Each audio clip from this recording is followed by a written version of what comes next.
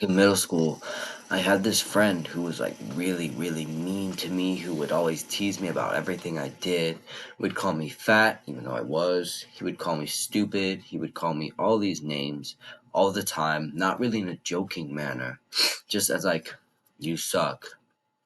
And he was not pleasant to be around. I didn't like him, but he was the and I really wanted to like get out of the situation where I was with him, but I didn't for so many years, like almost the entirety of middle school. I stayed with him because I didn't want to have that awkwardness of confrontation with him where, I had to tell him, "Oh, I don't want to be friends with you anymore. Stay away from me. You're not good for me." And I almost all through 8th grade, 7th grade, I stayed with him because I didn't want that to happen. And I just kept pushing it back. I'd be like, "Oh, I'll tell him next week. Oh, I'll just let him have it until winter break." And I would constantly feel like crap because he would keep teasing me about things like eating well and, "Oh, that's stupid. Why won't you hop on the game, you fatty?" Things like that, where he's telling me, trying to push me to do bad things, to stay away from healthy things and just pushing me down altogether. But I never got out of there for so long because I just didn't want to. And I pushed it off until like the very end. And then eventually he just left. So, all that time I could have been away from him, improving myself, but I wasn't. And I was just getting beaten down by his words every day. I didn't want anything to do anything because I just kept procrastinated, you know, pushing him away and telling him that it's not okay. And it really ruined my mental health for a while.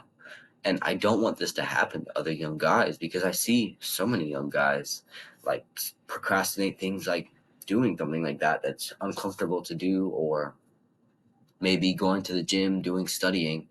And it really like hurts us to not reach our full potential because it just, we're not doing work. We're not doing the work that we need to do, no matter what it is. And that's really going to hurt us. Now, it's just not young guys. I see it in everyone. Friends, families, boys, girls, doesn't matter. Everybody wants to procrastinate, but we're not like everybody. We need to make sure that we know we want to procrastinate, but we don't do it. Like, I didn't want to record right now. Like, honestly, I stayed up late last night. I'm not feeling very good. It's my mom's birthday, so I had a lot of food. We had brownies, and we went out to a big dinner, so I'm not feeling too 100% right now. I didn't want to be here right now. But it's 8:30 a.m.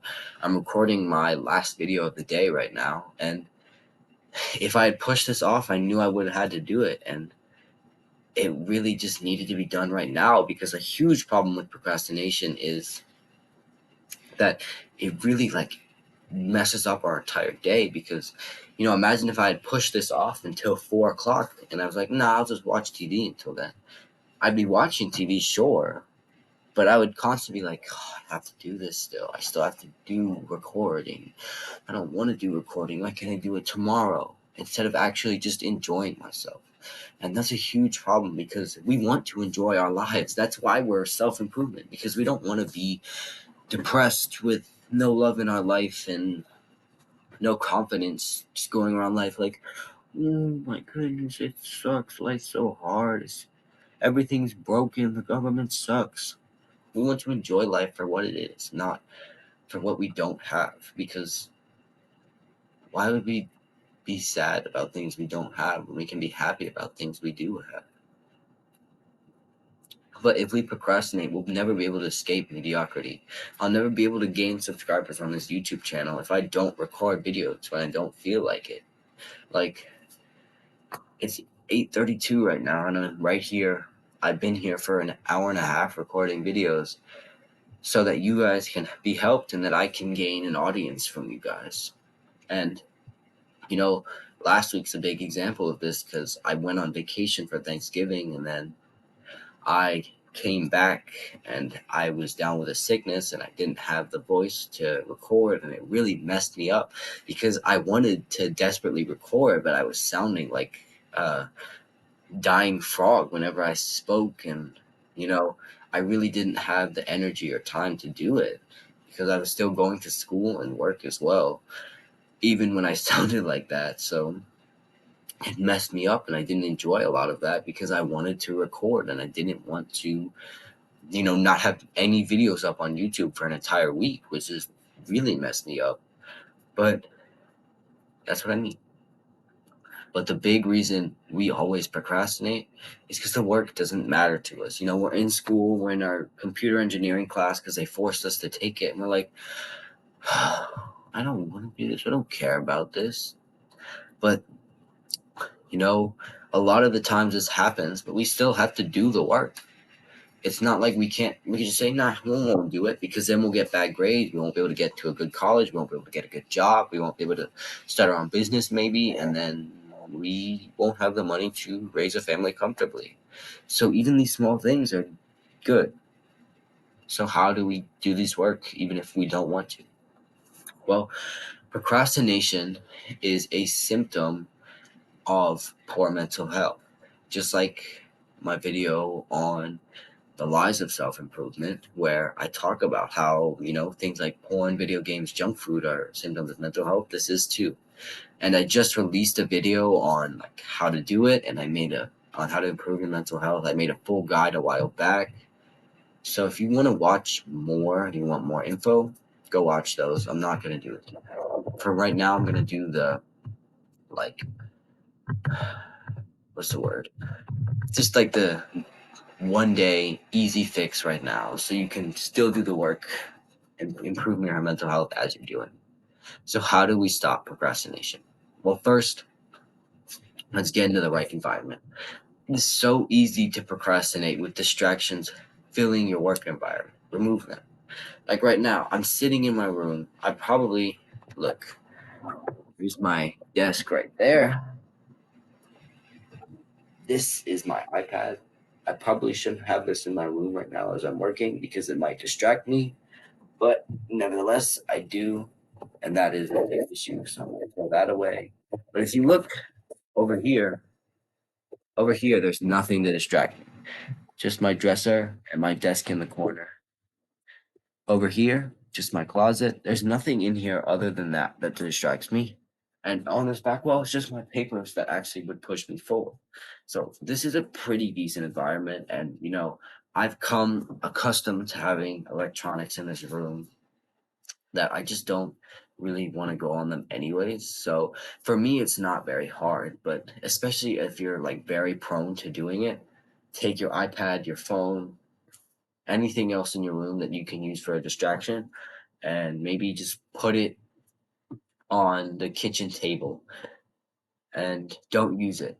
Because if you have that in your workspace, it'll become so much harder to be like really focused and work because you have these distractions that you really want to get on, and these will pull your attention away, and they might even end up breaking you and you having it. So that second, set a to-do list that you can do everything on there and that you have to finish by the end of the day. Because I watched this video on procrastination from a TED talk where if you have a deadline and you start to procrastinate, you will have this thing called the panic monster in your brain that will push away the procrastination monkey and the reason part of your brain as well. And it will take the wheel of your brain and say, we have to do this now. So if you have a to-do list that you find very important to finish by the end of the day, those tasks will be easy. And even you procrastinate them, at the end of the day, you'll be like, I have to do this. And it won't affect you as much as if you don't have a deadline. You're like, oh, I need to do this eventually. If you set deadlines, it will really help with procrastination. Trust me. Second, don't do anything stimulating before you do it, if you can. Like, for example, I talked about how early it is right now because it's 8:37. I've been up since 7 o'clock, and, the only thing I've done other than record these videos is sit down and meditate for a little bit because I understand that one, my meditation will improve my focus, and two, if I do anything stimulating, my focus will be really bad. And I need focus for these because I'm speaking on, for hours. I've been speaking for 90 minutes straight now about a lot of different topics, and a lot of different scripts where honestly all my scripts are, if I could show you, but I can't. All my scripts are is just a set of bullet points that I read off from and expand on and just get stories from. So I really have to focus right now because I need to know what the bullet point says, what I'm supposed to say, and how to make it into a bigger thing than just a bullet point. I want you to not do some important work next and see how it affects your day, you know? Just like maybe you have a really big project for school that's due by the end of today, and or not the end of today, but maybe tomorrow, and you don't do it today. Specifically, do not do it today, and see how your brain will be like, oh, we still have to do this project. Oh, we still have to do this project. Oh, we still have to do this project. You're not going to enjoy yourself when your brain is constantly saying, come on, come on, come on, do this, do this, do this. We have to do this, but oh, I don't want to. Oh, I have to do this. No. You're worried about all the work instead of enjoying yourself. So then I want you the next morning, I want you to do it first thing you do. Don't even eat. Just do that and see how your brain is so much happier, so much freer because, you know, you've done the work, you don't have to do it, and your brain can really think, I did good and I can enjoy myself. That's a great feeling. And especially if you do all the work you have to do and then enjoy yourself, procrastination won't be a big thing because your brain will start to synonymize doing all the work with being able to enjoy yourself. So after you do the work, you will get this great feeling of, oh my goodness, I did it all the time, and will make procrastination so much harder to come by because your brain will see that last time you did it, you felt amazing. So why don't I want to do that again? All right. Keep this in mind the next time you want to procrastinate, how it affects your brain, what it is a symptom of, and how you can change it. Because we want to change it, but we also don't want to be unhealthy about it, saying like, oh my goodness, I suck, I'm procrastinating. Like beating ourselves up over it is not going to help at all. But we need to keep in mind that we cannot be procrastinating. It's not a good thing, and that there are ways to fix it. And we'll feel so much happier if we do fix it. But the most important part to stop procrastination is just to do the hard work, especially when you don't feel like it. See you guys next time. Bye bye.